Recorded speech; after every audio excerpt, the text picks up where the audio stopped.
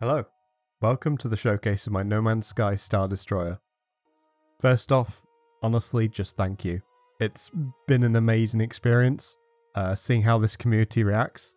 I'm used to talking to a great community myself with the Hightail community, and this is just amazing to see the same kind of reactions again from people on the internet. I can't say anything more, it's just been wonderful. I'm sorry I couldn't reply to every comment, but hopefully I can cover a lot of the topics that people brought up. I'm going to be doing a quick Q&A now, so yeah, let's get straight into that. The first and most common question, really, is, was it modded? No. Simply no, that it isn't. This is completely vanilla build. There was some light glitching involved, but all of the exterior pieces are used using decoration pieces. Simple as that. Speaking of which, did I use any glitches? As you've gathered, yes, I used a few glitches to help the structure get closer to the reference. The glitches are all very easy to replicate, at least on PC.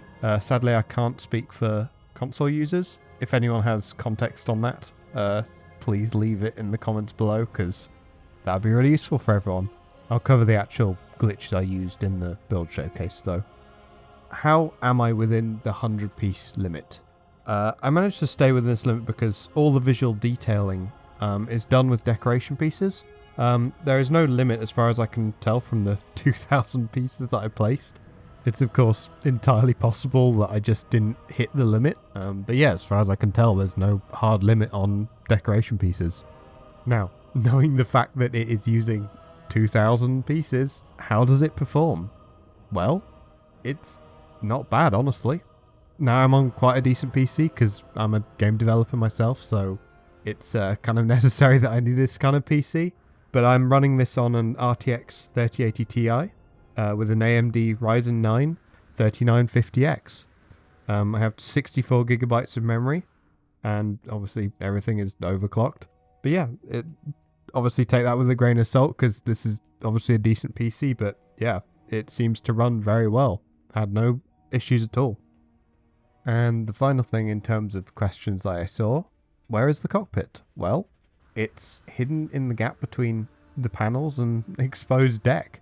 I would have loved to have actually used the real bridge, but it seems that short-range teleporters don't work on Corvettes. I'm unsure if this is an intended feature or lack of feature, I guess. You seem to be able to place them with the decoration system, so perhaps it's planned in the future. But yeah, we'll see, I guess. This brings me into a quick section on feedback for the devs. I obviously don't claim many of these ideas as my own. I wouldn't be surprised that many others have come across the same kind of things. Firstly, as mentioned, you know, those short-range teleporters, it'd be really cool to be able to teleport from one end of the ship to the other, especially if your landing ramp is right at the back end and you have a bridge that is, you know, 5 decks up. Yeah. Secondly, something that I saw someone actually ask was, why isn't the nose pointy like the original ship? Well, the reason for this is you basically can't build out there. This is because there is a sphere around the ship where you're allowed to build decoration pieces from. This appears to be based on your character's position from the center of the ship as it's placed in the actual build dock. Does that make sense? This means as you get to the extremities of the ship, it gets increasingly more difficult to place things down correctly.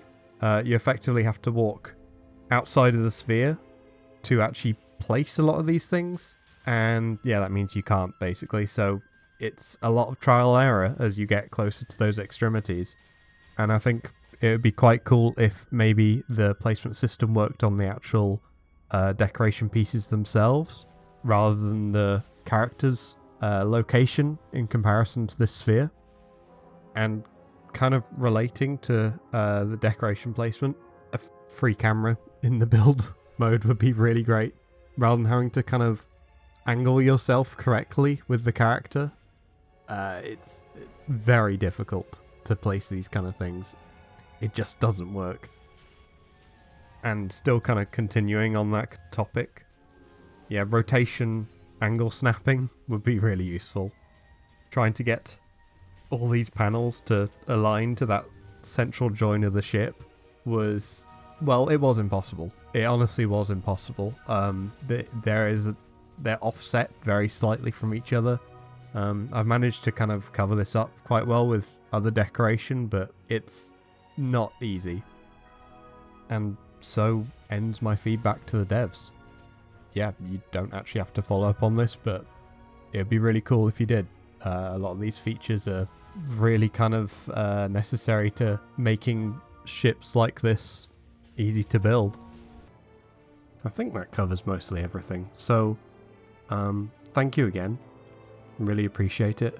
Everyone's reaction to this video, not this video, this ship has been incredible. And I'm going to be building many more. So, yeah, thank you, honestly.